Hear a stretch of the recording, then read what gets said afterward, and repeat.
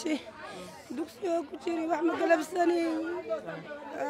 قربك يا ساي وعم قلب سني والدي لي دكسيو ديغناي ويخلن جيبي دكسيغا عيال كبير وسوديغا معنا كاوا عدي قاعه خطرنا دشي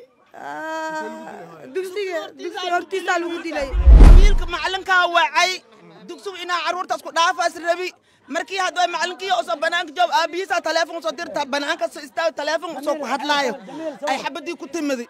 kuwii yeelaan waa kala carareen ma jirto heesaas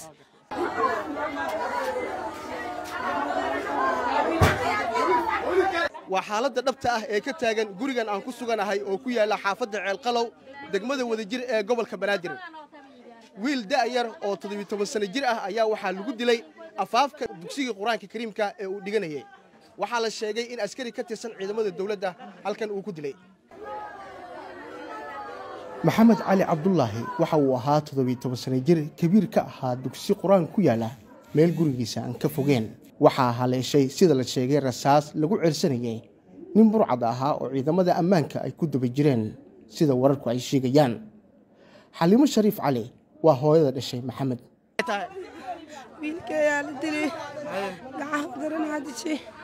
dugsiyo ku jiray wax ma galabsani garabkay yaa saay wax ma galabsani waa la dilay dugsiyo dhiganay way qalan jibi dugsiga عيال كبير وسوديغا معنا كاوا عدي gacan daran hadishay dugsiyo horti lagu dilay ehelka ayaa sidoo kale dalbanaya cadaalad waxaa dhacay wiilka macalinka wacay dugsigu ina caruurta isku dhaafaas rabi markii hadoo macalinkii oo soo banaanka joog aabihiisa telefoon soo dirta banaanka soo istaa telefoon soo ku hadlaayo ay xabadii ku timid kuwii yeelaan waa kala carareen ma jirto heesaas wax dhaxmar wax aan dugsi leelay wax dhaxmar tumni todob jir waay ha tumni todob jir waay ha dugsi kabiir ma ka aha waa khalan jabiiba macnaa dugsi macalinka markii meel aadaya macalinka aaga tagay meesh macalinka ilmaas uu ilaalihay he maanta khatarti ilaahana timid ma kastaan ana daacad arabna hadaba Maxamed Cali Cabdullaahi alira 17 jir waay waas ku dheeriya Maxamed Amiin qoriga lagu dhifto noociisa maxaa qori ma ana markii hortaan waa bixeen waxay siyaha ma naqaan anaka ha bistool hay qori ma sheegi karna anaka saasa jirto maxaa dalbanaysaa marka anaka cadaalad arabna ha aadi cadaalad arabna wiilkii saan yeeli inuu nol soo qabto nol soo hor joojiyo arabna intaas jirto Zakariya Axmed Muuse TV-ga Shabeelle Muqdisho